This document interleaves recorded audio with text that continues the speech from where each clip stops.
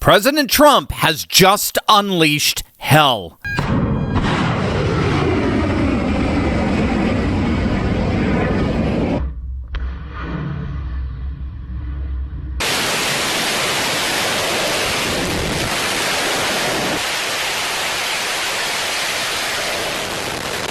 With 2 U.S. soldiers killed in Jordan, the IRGC command structure that ordered those attacks is now being systematically erased. Stick to the very end of this video because we've got the latest on the 9th straight night of strikes on Iran, the positions that were hit, and how the escalation ladder proves that while still dangerous, Iran is in its death throes, with its increasing desperation signaling its final and inevitable end.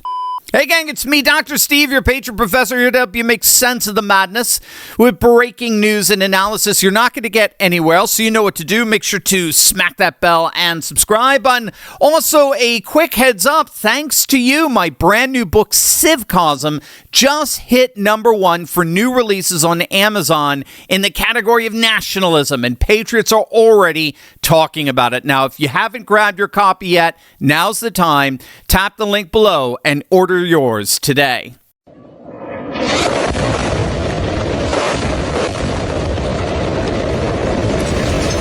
CENTCOM has confirmed that last night marked the 9th straight night of strikes against Iran. CENTCOM said the operation targeted Iranian military command centers, air defense and coastal surveillance sites, maritime capabilities, missile and drone launch sites, and communications networks, all aimed at further diminishing Iran's ability to attack commercial vessels and civilian mariners transiting the Strait of Hormuz. The night before, Saturday's wave specifically hit IRGC personnel directly involved in launching the deadly attack against our troops in Jordan. On Friday, July 17th, Iranian ballistic missiles and drones slammed into a U.S. position defending our airbase in Jordan. 2 soldiers were killed in that attack. First Lieutenant Tyler James Feehan of Iwa Beach, Hawaii, and Private Isabella Gonzalez of Carrollton, Texas. Then the day after, on Saturday the 18th, CENTCOM announced a 3rd American service member was killed, this one in northern Iraq, while conducting a controlled detonation of unexploded ordnance from a down Iranian one-way attack drone. So here's President Trump. Well, we feel very badly, but you know, those great people, those great patriots are out there fighting that Iran cannot have a nuclear weapon. Iran has been very, very badly damaged. They've lost everything almost militarily. They've got very little left. They've got some missiles. They've got some drones. They've got some manufacturing ability, not much. We control the strait. They don't control anything. So we'll see what happens. But we hit them very hard again tonight. And we did that in honor of the probably 3. It's probably 3 as opposed to 2 great patriots. And the response by U.S. forces has been absolutely fierce. Over the weekend, American firepower came down in Iran like a hammer that refused to stop swinging. Within hours of Iranian missiles killing 2 U.S. soldiers in Jordan, CENTCOM answered by hunting down and obliterating the exact IRGC units responsible for that attack, turning retaliation into a manhunt with bombs. The headquarters of the IRGC's 72nd Moharram Armored Brigade in Abadan was reportedly struck. The 72nd Moharram Armored Brigade is part of the IRGC's Khuzestan Corps that coordinates armored ground troops in Iran's oil-rich southwest. So knocking out its headquarters near Abadan directly degrades Iran's ability to defend or maneuver forces around a critical energy and border region. Then came the 9th consecutive night of strikes, 9 straight nights tearing into Iranian command centers, air defense networks, coastal surveillance sites, missile and drone launch points, communications infrastructure across the country. The bombing didn't stay on the coastline. It punched deep into Iran's interior, with strikes reportedly rocking Tabriz in the northwest, while explosions tore through the port cities of Bandar Mashar and Bandar Imam Khomeini on the Persian Gulf. At sea, the U.S. Navy enforced its reinstated blockade with an iron fist, redirecting 6 commercial vessels and disabling a 7th to keep the Strait of Hormuz locked down under American control. More than 50,000 U.S. troops are in the theater right now as we speak, and CENTCOM says they remain highly vigilant, focused, lethal, and ready. But many are asking, rightly so, with all of this bombardment, how was it even possible for Iran to strike back so effectively? If they're being so thoroughly annihilated, how in the world do they still have the missiles, the drones, and the coordination to keep killing American soldiers? That is exactly what we're about to find out.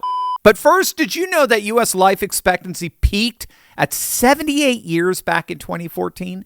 And global life expectancy is declining for the first time in 30 years because people are aging faster than ever before. And that's largely due to more toxins in the air, chemicals in our soil and food, and other external factors that are new to us.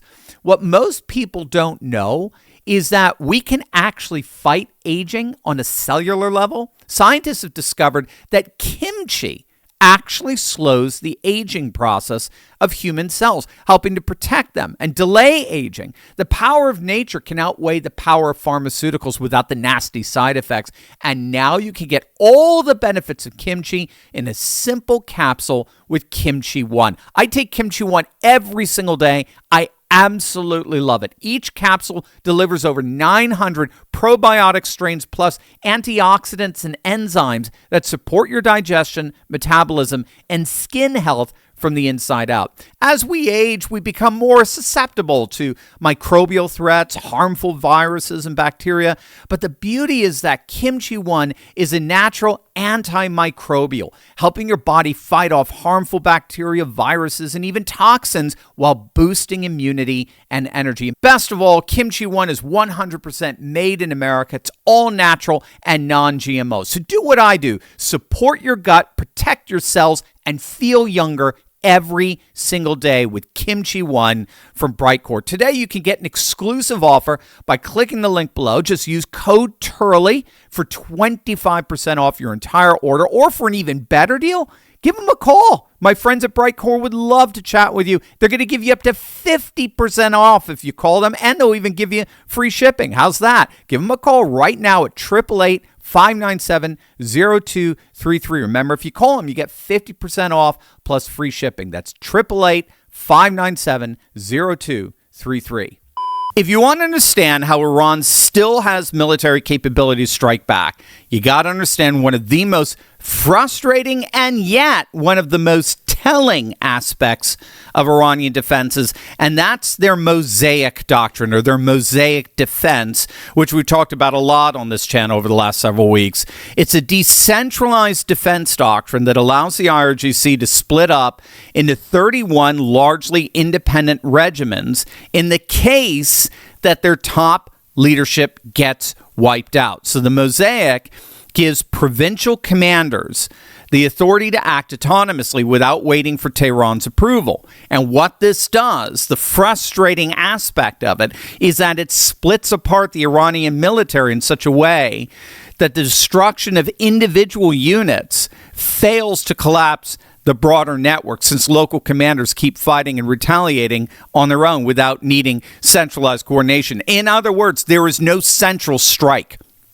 Once you have the fracturing of the military in this mosaic defense, there is no, by definition, there is no central strike that can take the whole thing out. So that's why, in addition, that's why you see this sporadic, these haphazard strikes coming from Iranian forces that periodically do real damage, as we just saw over the weekend. Those are autonomous provincial regiments that periodically get lucky in their haphazard striking out. But, and this is absolutely key to get, the fact that they are in mosaic mode is an admission. And what is it admitting? It is admitting that their leadership has been wiped out. Again, this is why we say there is no single regime here. There are multiple factions within the regime, but there's no central regime anymore. The Mosaic defense is not a sign of strength. It's a sign of radical weakness. It's a sign that the entire leadership, both political and military, has indeed been decapitated. And so the Mosaic defense allows what's left of the regime to writhe around like a wounded animal, but a wounded animal, as we saw this weekend, can be and remains very dangerous. It's basically just a survival mechanism. It's breaking up the regime in multiple parts so as to try to survive the onslaught and then at some point get back together again. Iran, at this point, is still flailing around in every factional direction, trying to prove it's got teeth. But the problem with Iran is that it simply can't win what's called the escalation ladder. And escalation is always the key to ultimate military victory. An escalation ladder is a conceptual framework originally developed by strategist Herman Kahn that maps out the successive stages or rungs of intensity a conflict can move through, from diplomatic pressure and shows of force up through limited strikes, all the way to full-scale or even nuclear war, allowing military and political leaders to more or less calibrate their responses at each step rather than jumping straight to maximum force. And an escalation ladder is key to ultimate military victory because it lets a stronger power apply calibrated, incremental pressure that keeps rising just enough to force an adversary's capitulation while avoiding the unpredictable risks and costs of jumping straight to maximum force. And so escalation preserves strategic control over how and when the conflict ends. The key here is that the power that always has more and higher rungs at its disposal is always the one that wins at the end. By definition, whoever wins is the one who out-escalated, who over-escalated the other. And what President Trump is repeatedly demonstrating here is that no matter what Iran does in this conflict, U.S. forces always can out-escalate them. If they strike our bases and kill 2 of our soldiers, we strike hundreds of their formations and kill thousands of their soldiers. If Iran blockades Hormuz, U.S. forces counter-blockade Iran, costing them $500 million a day, literally economically strangling them. If they try to put pressure on U.S. forces in the region by way of their proxies, U.S. international relations completely and totally isolate them among the Gulf nations diplomatically, all the while striking back at their proxies. No matter what Iran tries to pull, Trump is consistently showing that the United States can out-escalate them, which is a harbinger of precisely how this conflict will ultimately come to an end. Keep in mind, over 300 Iranian military targets were destroyed in a single week just before this latest round this past weekend. Every major Iranian naval base, coastal missile battery, port facility along the Persian Gulf and Gulf of Oman has been hit, and now strikes pushing deep into Iran's interior. The IRGC's ability to threaten global shipping is being dismantled piece by fractured piece. And now, after Iran spilled American blood in Jordan and Iraq, Trump made sure the very IRGC units responsible paid for it directly within 24 hours. This is the trade Iran's regime made when it decided to keep firing missiles at American troops rather than surrender. Every attack Tehran launches now gets answered with a wave of precision strikes that erases more of what's left of its military. That's the inevitable calculus that is playing out in front of our eyes. And as frustrating as it may sometimes be, it is a calculus of a regime that refuses to stop fighting a war it has already inevitably lost. Hey, listen, You see what's happening to your faith, your family, your freedom. You shouldn't have to face that alone. Inside the Courageous Patriot Club, you're shoulder to shoulder with people who actually see the world the way you do and refuse to back down. Click the link below, jump into the club, and come stand with us this week.